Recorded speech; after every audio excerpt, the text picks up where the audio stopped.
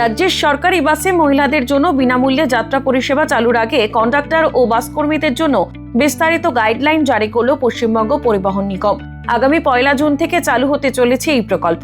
কিভাবে পরিষেবা পরিচালনা করতে হবে, কোন পরিচয়পত্র গ্রহণযোগ্য হবে, কিভাবে টিকিট কাটতে হবে, সমস্ত বিষয়ে স্পষ্ট নির্দেশ দেওয়া হয়েছে।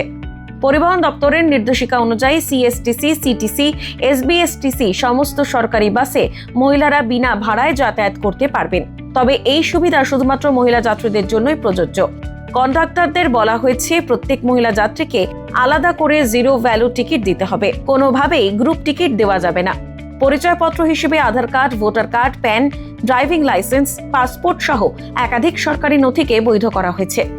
কোনো মহিলা যাত্রীর কাছে পরিচয়পত্র না থাকলে সেদিনের জন্য তাকে টিকিট দেওয়া হলেও পরবর্তী দিন থেকে পরিচয়পত্র বহনের অনুরোধ জানাতে হবে বলেও উল্লেখ রয়েছে নির্দেশিকায়।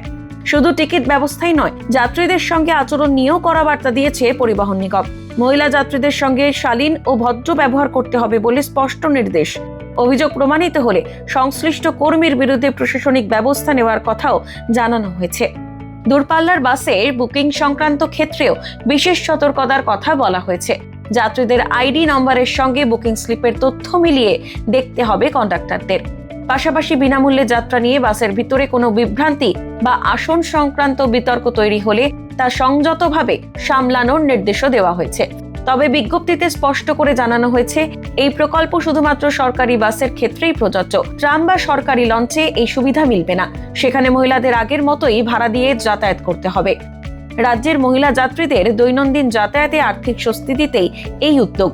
তবে এত বড় প্রকল্প বাস্তবায়নে বাড়তি দায়িত্ব পালন করতে হবে বাস কর্মীদের, তা বলাই বাহুল্য।